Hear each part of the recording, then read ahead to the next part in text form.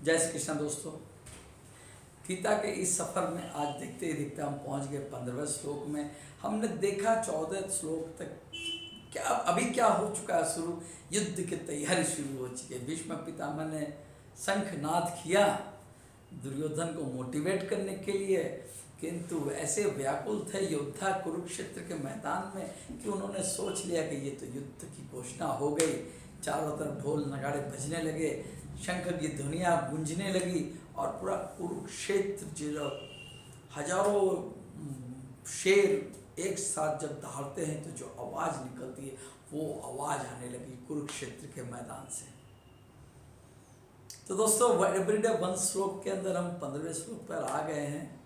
साधारण भाषा में साधारण व्यक्ति के द्वारा असाधारण गीता का ज्ञान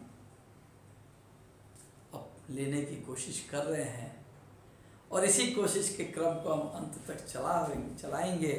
और इसी कोशिश के क्रम में आज हम पहुंच गए 15वें श्लोक में।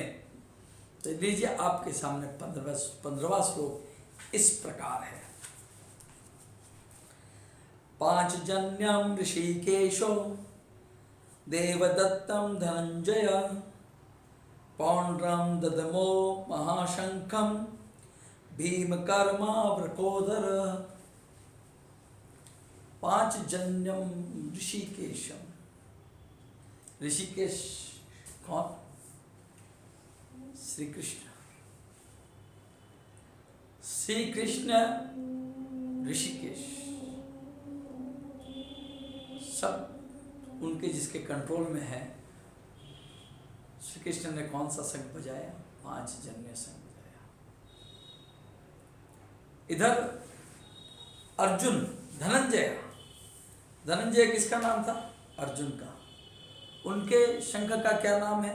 देवदत्तम। क्यों कहा जाता है धनंजय शंख अर्जुन को?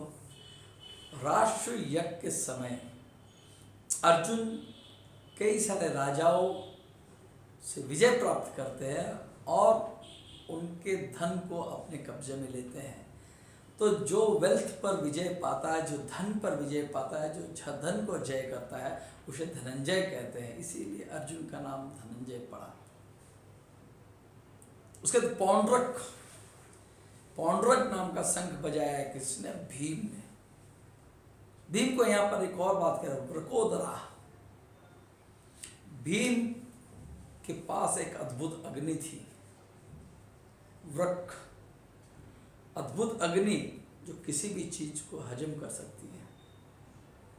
तो क्योंकि भीम के पास ऐसी एक अद्भुत अग्नि थी जो किसी भी चीज को हजम कर सकती है, पेट के अंदर हजम करने की ताकत थी, असीमित ताकत थी, इसलिए भीम को कहा जाता है वृकोदरा।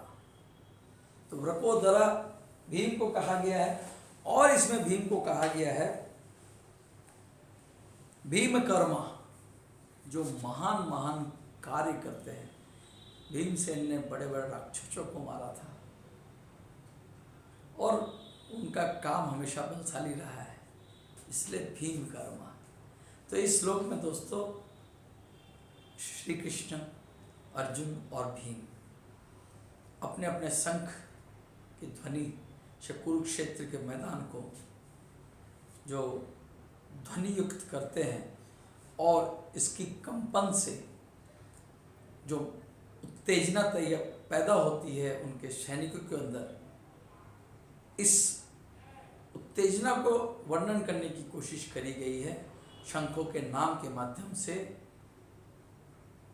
और ये इंस्पिरेशनल है कि हम कोई भी काम, कोई भी प्रोजेक्ट, कोई भी युद्ध, कोई भी मिशन अगर शुरू करते हैं तो हमें सबसे पहले मिशन शुरू करने से पहले अपने टीम मेंबर्स के अंदर एक पॉजिटिव एनर्जी, शंख को बजाया जाता है एक पॉजिटिव एनर्जी क्रिएट करने के लिए, साउंड वेव्स के थ्रू एक पॉजिटिव एनर्जी क्रिएट करने के लिए। तो हमें भी अगर कोई अपना टीम का वर्क रहे तो पॉजिटिव एनर्जी क्रिएट करनी पड़ती है अपनी टीम को मोटिवेट करने के लिए।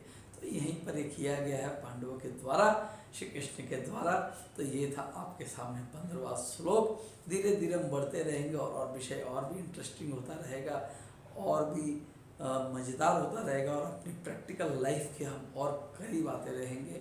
श्रीमद् भगवद गीता का ज्ञान याद करने के लिए नहीं है, समझने के लिए है और समझ के अपने जीवन में उतारने के लिए है। अगर हम ऐसा कर पाते हैं तो जीवन की कई सारी समस्याओं का समाधान हम अपने स्वयं ही कर सकते हैं। तो दोस्तों, अगर पसंद आया तो मेरे इस चैनल को सब्सक्राइब कीजिए, फेसबुक पेज पे देख रहे तो ज़रूर फॉलो कीजिए, लोगों को बताइए, शेयर कीजिए। मेरा ये सिलसिला, ये सफ़र एवरीडे वन श्लोक का ऐसा ही चलता रहेगा।